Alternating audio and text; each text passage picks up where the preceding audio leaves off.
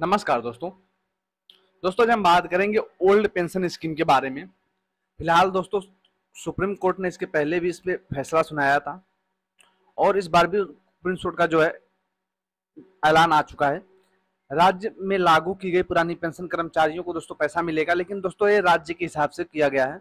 अब ये नहीं है कि हर जगह किया गया है। अब यहाँ पे अलग अलग सरकार, कहीं कांग्रेस की कहीं बीजेपी की, तो जिन राज्यों में वहाँ के सीएम चाहते हैं वहां पे किया गया। अब कहाँ कहाँ पे किया गया है, अब दोस्तों इसमें क्या प्रक्रिया है आगे हम बात करेंगे। आप जिस पुरानी पेंशन योजना का उल्लेख कर रहे हैं वो भारत की पिछली पेंशन योजना हो सकती है, जिसे राष्ट्रीय पेंशन प्रणाली द्वारा स्थापित किया गया था।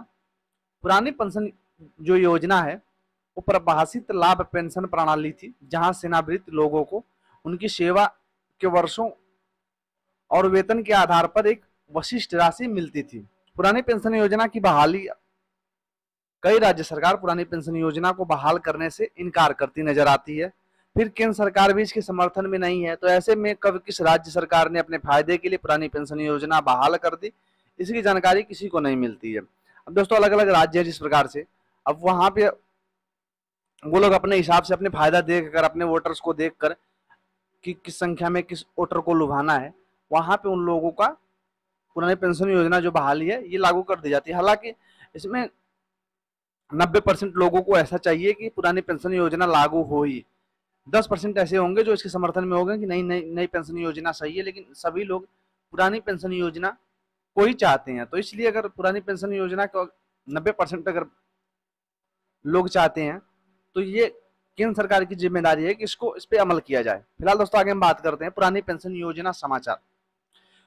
पुरानी पेंशन योजना लागू करने की मांग को पूरा करने के उद्देश्य से कर्नाटक सरकार ने चुनावी वादों में की गई पुरानी पेंशन योजना को बहाल करने की घोषणा को सरकार नकारते हुए साकारते हुए दोस्तों अपना वादा जो है वो पूरा कर लिया है और पुरानी पेंशन योजना लागू करने की घोषणा कर दी गई है।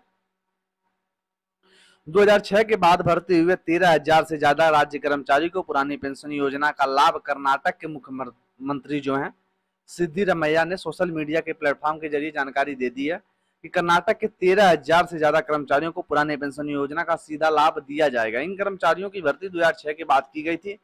इस घोषणा के बाद कर्नाटक राज्य के कर्मचारियों में खुशी की लहर है। केंद्र सरकार पुरानी पेंशन योजना कब लागू करेगी?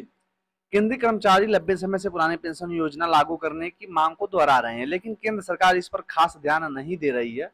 जबकि केंद्र सरकार ने पुरानी पेंशन योजना की मांगों को ध्यान में रखते हुए एक कमेटी का गठन किया है।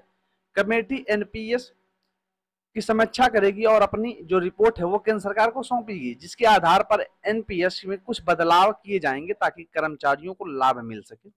लेकिन केंद्र सरकार पुरानी पेंशन योजना को लागू करने के पक्ष में है ही नहीं। केंद्र सरकार नहीं चाहता है जो पुरानी पेंशन योजना लागू हो।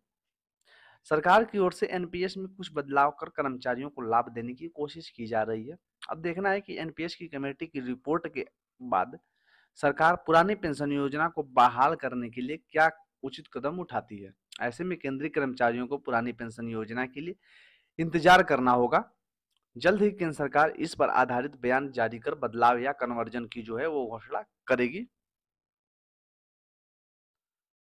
अब कर्मचारियों ने सांसदों को नोटिस जारी किया। दिल्ली में पुरानी पेंशन योजना की बहाली के लिए कर्मचारियों के विरोध प्रदर्शन के जवाब में संयुक्त संघर्ष संचालन समिति ने 30 अक्टूबर से 20 नवंबर के बीच सभी सांसदों को नोटिस जारी किया है।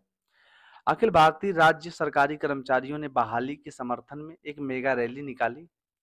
केंद्र सरकार ने कर्मचारियों और सभी राज्य सरकार के कर्मचारियों जैसे पंजाब, राजस्थान, छत्तीसगढ़, झारखंड और हिमाचल प्रदेश के कर्मचारियों के लिए पुरानी पेंशन योजना को बहाल करने के लिए कर्मचारी सक्रिय रूप से विरोध प्रदर्शन और रैलियां आयोजित कर रहा है, जो पहले से ही राज्य रोजगार के लिए पुरानी 2024 पेंशन योजना जो है प्राप्त कर रहे हैं। इसीलिए कर्मचारियों का तर्क है कि केंद्र सरकार को पुरानी 2024 योजनाओं को बहाल करना चाहिए, ताकि कई राज्यों में पहले से ऐसी योजना पेश करते हैं। इसीलिए पुरानी संस्कार को बहाल करने से पूरे भारत में एक साथ काम करने वाले कर्मचारियों को लाभ मिल सके। अब सुप्रीम कोर्ट का इसमें क्या बड़ा फैसला है।